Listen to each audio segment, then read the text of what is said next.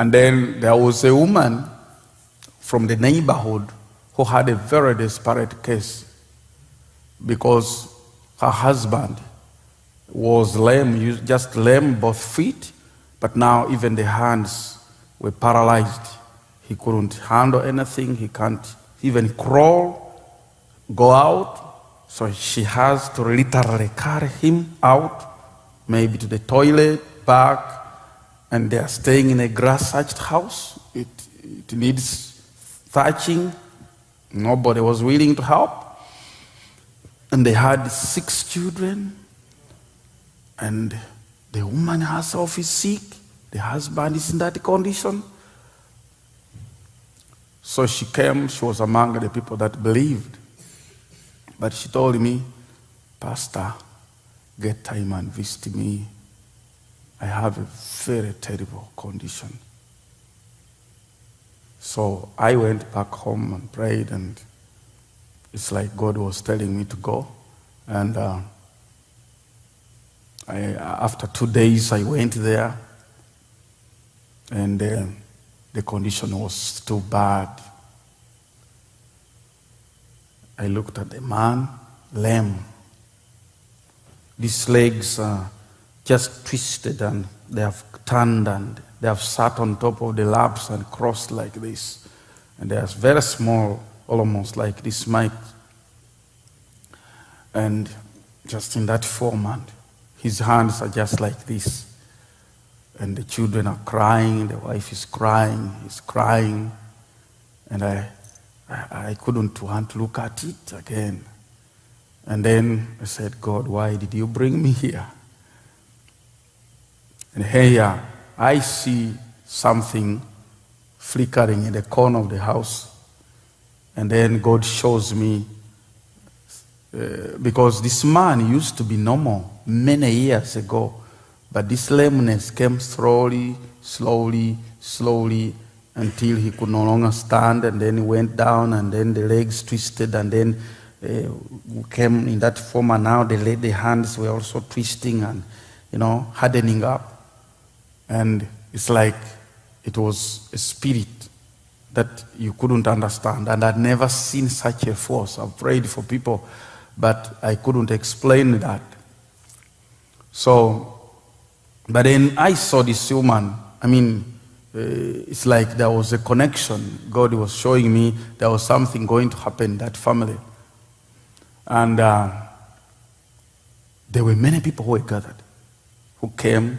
There were Muslims, there were those, especially those from the former place where there was the explosion, and the house was full, and they was like looking at this pathetic case, what's going to happen.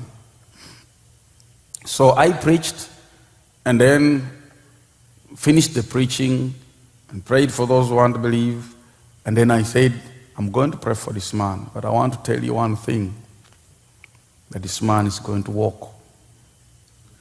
And everybody was like, what? What are you saying? Are you serious? And then I told them, if this man doesn't walk, you have a right to stone me as I pass by. Because God has already shown me he's going to walk.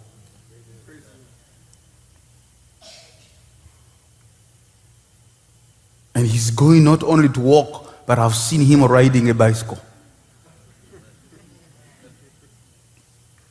So, time came, I prayed for him, I went, and everybody was like, if he doesn't walk, we shall not allow him pass here. He told us to stone him. And the Muslims had said, if he walks, we shall also accept Christ. But of course I knew, the prophet says that a miracle is not for, it blinds the more than unbelievers actually. It is just there to encourage a believer. But non-believers sometimes just get blinded. They will not even believe unless they are ordained to life. Otherwise, millions would have believed in William Branham's life.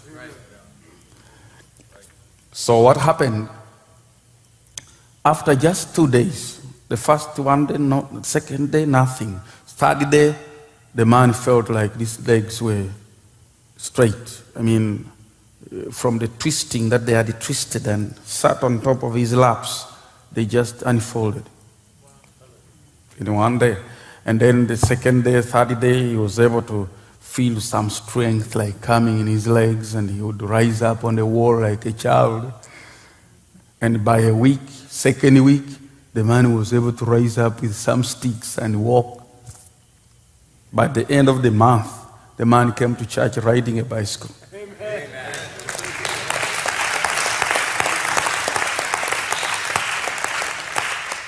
But the reason I don't always so much focus on those things is because I know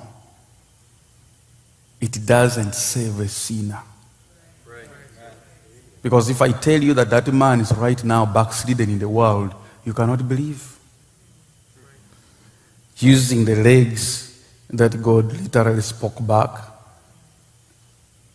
And the people are like blaming me. We blame this man, Mairah, who prayed for this man, because he's now disturbing us with our women. He has become a serious womanizer, chasing us around skirts. But he's still normal. Since that time. But I thank God that his wife is still in the church.